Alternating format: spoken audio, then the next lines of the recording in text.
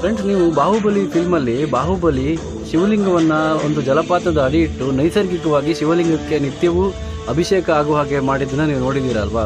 ಅದೇ ರೀತಿ ನಮ್ಮ ಮಧ್ಯೆ ಕೂಡ ಆ ಥರದ್ದೊಂದು ಜಲಪಾತ ಇದೆ. ಆ ಜಲಪಾತದ ಅಡಿಯಲ್ಲಿ ಶಿವನಿಗೆ ದಿನವೂ ಅಭಿಷೇಕ ಆಗುತ್ತೆ.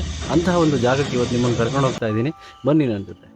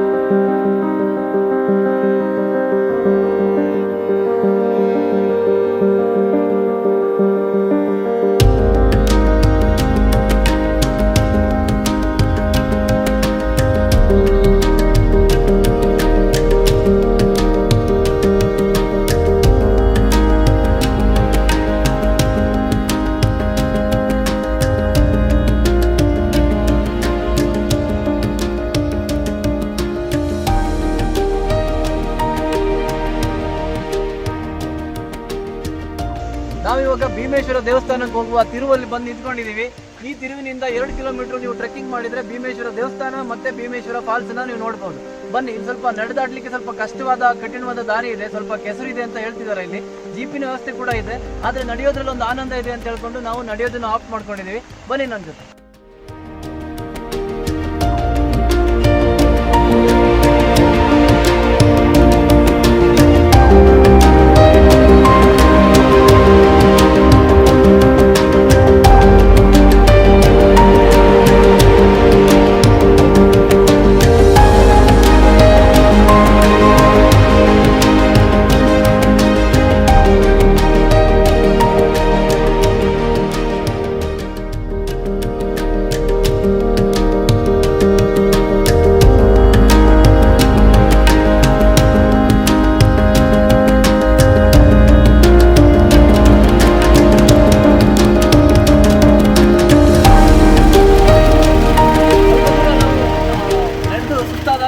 ಜೀಪ್ನವ್ರು ನಮ್ಗೆ ಹೆಲ್ಪ್ ಮಾಡಿದ್ರು, ನಮ್ಮನ್ನು ಫೈನಲಿ ಡೆಸ್ಟಿನೇಷನ್ಗೆ ರೀಚ್ ಮಾಡಿದ್ರು. Thank you very much.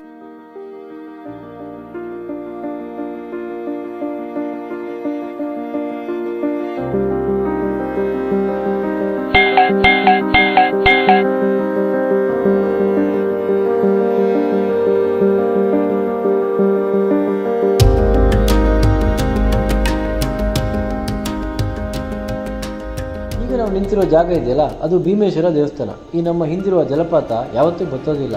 ಅದು ಮಹಾಭಾರತದ ಅರ್ಜುನ ತನ್ನ ಬಾಣದಿಂದ ಜಲಪಾತವನ್ನು ನಿರ್ಮಾಣ ಮಾಡಿದ ಅಂತ ವಾಡಿಕೆ ಇದೆ. ಅದೇ ಒಂದು ಕಾರಣಕ್ಕೆ ಈ ಜಲಪಾತ ನಿರ್ಮಿಸಿದ ನದಿಯನ್ನು ಸರಳ ನದಿ ಅಂತಲೂ ಕರೀತಾರೆ. ಕಾರಣ, ಅರ್ಜುನ ತನ್ನ ಬಾಣದಿಂದ ಈ ನದಿಯನ್ನು ನಿರ್ಮಾಣ ಮಾಡಿರೋದು. ಇದು ಭೀಮನ ಸಂಧ್ಯಾ ವಂದನೆಗೆ ಅರ್ಜುನನ ನೀರಿನ ವ್ಯವಸ್ಥೆಯ ಕತೆ. ಈ ಜಾಗ ಇದೆಯಲ್ಲ, ಇದು AC ಇಲ್ಲದೇ ತಂಪಾಗಿದೆ. ಶ್ರಮನೇ ಇಲ್ಲದೆ ನಿಮಗಿಲ್ಲಿ ವ್ಯಾಯಾಮ ಸಿಗುತ್ತೆ, ನೆಟ್ವರ್ಕ್ ಇಲ್ಲದೆ ನಿಮಗಿಲ್ಲಿ ನೆಮ್ಮದಿನೂ ಸಿಗುತ್ತೆ. ಈ ಎಲ್ಲ ಕಾರಣಕ್ಕೆ ನೀವು ಒಮ್ಮೆ ಇಲ್ಲಿ ಬರಲೇಬೇಕು, ಈ ಅಭಯಾರಣ್ಯದ ಸೊಗಸನ್ನು ನೋಡಲೇಬೇಕು.